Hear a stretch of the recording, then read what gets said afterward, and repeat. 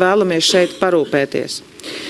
Mūsu ciešā sadarbība aizsardzības jomā ir būtiska ne tikai divpusējo attiecību stiprināšanai. Not only for the deepening of our bilateral relations, but also sending a clear signal about NATO's commitment to deterrence and defense, not only on paper, but also in practical terms. We are also ready to deepen our trade relations and economic cooperation. As you know, here in Latvia, our Air Baltic national carrier has bought Canadian-made planes, and we are very happy to have them and operate them. And that is why Air Baltic now has one of the most modern fleets, one of the greenest or environmentally friendly fleets of planes in its stock, and we want to cooperate in drone construction, food processing, as well as hydrogen energy, and would like to also explore the opportunities for business-to-business cooperation. Our military companies or defense industry representatives are ready to work with their Canadian counterparts to procure or produce all the resources and materials and technologies that both sides need, Latvia and Canada. We're also cooperating with Canada very closely in the EU framework, and recently there was a EU-Canada summit with the agreements on closer defense and security cooperation. Our defense industries will cooperate much closely, and Canada is also a strong supporter of Ukraine as it is fighting against the Russian aggression. And I have been in Kiev, and Mr. Carney recently was in Kiev, and we celebrated the Ukraine Independence Day. And during this brief, short meeting, we agreed that it is important to send a strong signal to the aggressor that we are standing with Ukraine, that we are going to stay by Ukraine, and we have also joined the US President Initiative for the supply of military equipment to the Ukraine, and we also support further reinforcement of sanctions against Russia. Both Canada and Latvia support the strengthening of or deepening of the sanctions, and we are also trying to find the answers to the security challenges posed by Russia in this region, also based on the Canadian experience. Mr. Prime Minister, dear Mark, thank you once again for visiting Latvia. I know that you have had a very busy European trip this time round, or European tour. We're the fourth country, and as we just talked, Prime Minister has flown by plane, went by train, went by car, and oh my God!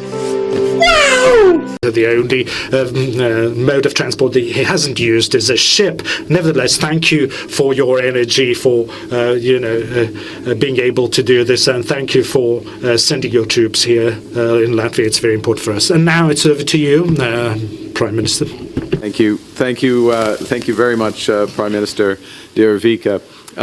It's a pleasure. I'll make a couple quick observations. One, there are many areas where we're cooperating economically, culturally. We also need to cooperate in hockey as well, because I was at that match in the World Junior tournament when Latvia beat Canada, and beat Canada fairly. I have to say, we could see it coming, beat Canada fairly. So we have much to learn from each other. We're stronger together, and we do that as well. Look, we, as the Prime Minister mentioned, we first met actually in April at the Vatican. We've had regular discussions through Coalition of the Willing and other format since then. But when we first met, the Prime Minister kindly invited me here, and I made a point to ensure that I came. We picked a date to come here, which actually is the 34th anniversary of when Canada recognized Latvia's independence, becoming the first G7 country to do so. But I also mentioned to the Prime Minister at the time, I recall, because I knew this, by reputation, Latvia by reputation, of your contribution to the international community. Contribution, obviously, through NATO, and I'm going to say a few more words about that in a moment.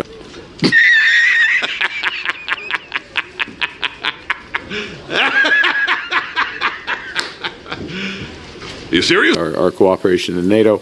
But your leadership, as I've seen in the Coalition of the Willing, very importantly, and also represented, and we look forward to this, we're a strong supporter of Latvia's membership of the UN Security Council, which will come in a few years. And I think, if I may suggest, that one of the reasons for these strong contributions is that this nation understands how precious freedom is and how precarious freedom can be.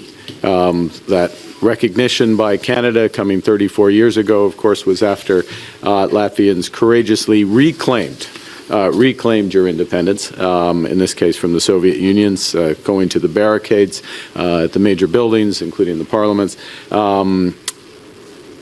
Subsequent to that, a little over 10 years ago, as we know, the menace begins to return to the region, 2014, and the Russia's illegal seizure of seizure of Crimea.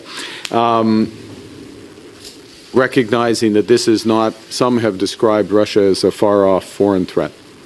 It's not a far-off foreign threat in Latvia. It's an immediate threat here, one that we recognized, and my predecessor, Stephen Harper, and the Canadian government recognized. So not only taking action in Ukraine to begin Operation Unifier, to train Ukrainian troops, an operation that's led to over 45,000 Ukrainian troops being trained, but also contributing troops here from 2014 onwards. Tout comme en 1991, le Canada ne s'est fait aucune.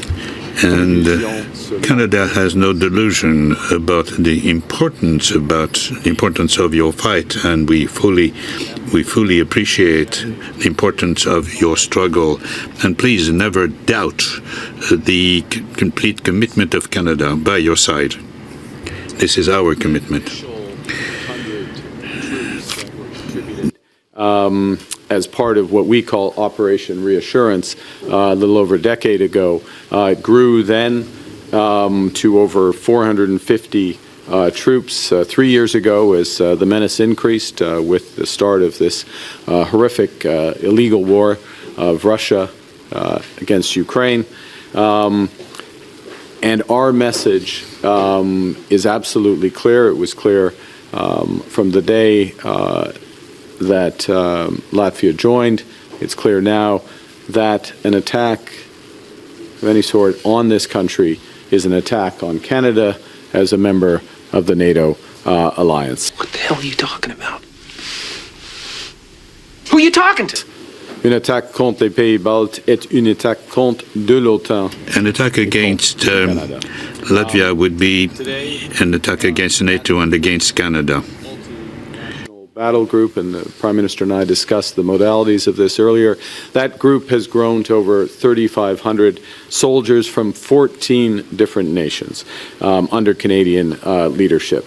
Over 2,000 of those brave women and men are Canadians. It's Canada's largest current contribution to the NATO alliance.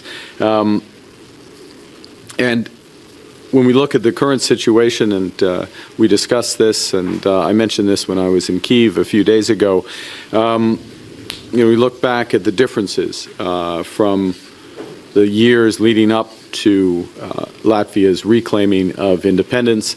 If you recall the peace efforts of disarmament efforts, I guess I should say, of President Reagan, his slogan at the time was trust but verify. Trust but verify the actions of Gorbachev. Well, Vladimir Putin is not Mikhail Gorbachev. He seeks darkness, not glasnost. He seeks empire, not perestroika. We can't trust but verify with Putin. As we think about the process through the Coalition of the Willing, we must deter and fortify. And that is the way that we can provide true reassurance. So to that end, it's my honor. I'm very proud, along with David McGuinty, our Canada's Minister of National Defence, to announce that Canada will extend Operation Reassurance, our leadership of that, our commitment here on the ground will extend for 3 more years. The 3 more years is just how we do these things. We extend over 3 years. And we will, in the process, increase the brigade's capabilities here in Latvia, reinforce our collective defense, strengthen our cooperative security, and keep the NATO presence strong. I do want to take this opportunity, Prime Minister, to thank you on behalf of the women and men of the Canadian Armed Forces who are currently serving, but who've served in the past and will serve in the future. You referenced this with some humility, but the hospitality and the experience that they have had means that they do want to stay, they do return, and they are proud to have provided this support. Together, we have important work ahead, more broadly. As members of the Coalition of the Willing, we are working to secure peace and security in Ukraine. We know that that security can only come through strength, and that means tough sanctions on Russia. It means reinforcing the capabilities of the Ukrainian armed forces, and it will mean developing robust and credible security guarantees for tomorrow. In June, both of our nations have pledged, as the Prime Minister mentioned, to increase our defense spending to 5% of GDP. For Canada, that will represent, in cash terms, a quadrupling of defense expenditure from 2024 levels to the end of this decade.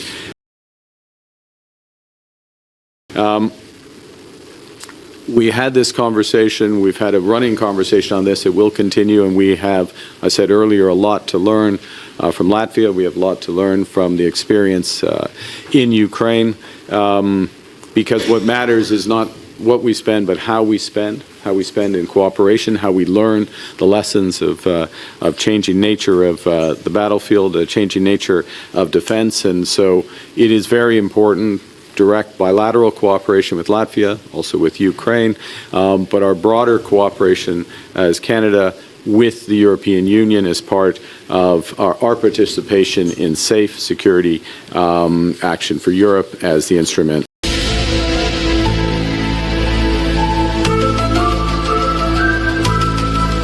of the rearm plan. So we, 3 decades on, or to be more precise, 34 years on to the day from when we recognized your independence. We stand alongside you. We're honored to be by your side to deter aggression. And if I just finish by going back to when we first met in Rome in April. Feels like a few years ago, given all that's happened, but it was a few months ago. In his remarks, the Pope, this was at the papal inauguration, as you said, he reminded that peace is more than the absence of war. True peace is more than the absence of war. Madam Prime Minister, you rightly referenced values. So values of tolerance, of solidarity, compassion, values that Latvia and Canada share. We also know, though, as NATO partners, as friends, that at this point of actual war in Europe and threat of actual hybrid war that affects Latvia and others, security, distinct from peace, security can only come from strength. So today's commitment to Operation Reassurance contributes to the peace, or to the security through strength, and of course, our values contribute to the strength of our values. So This is the worst.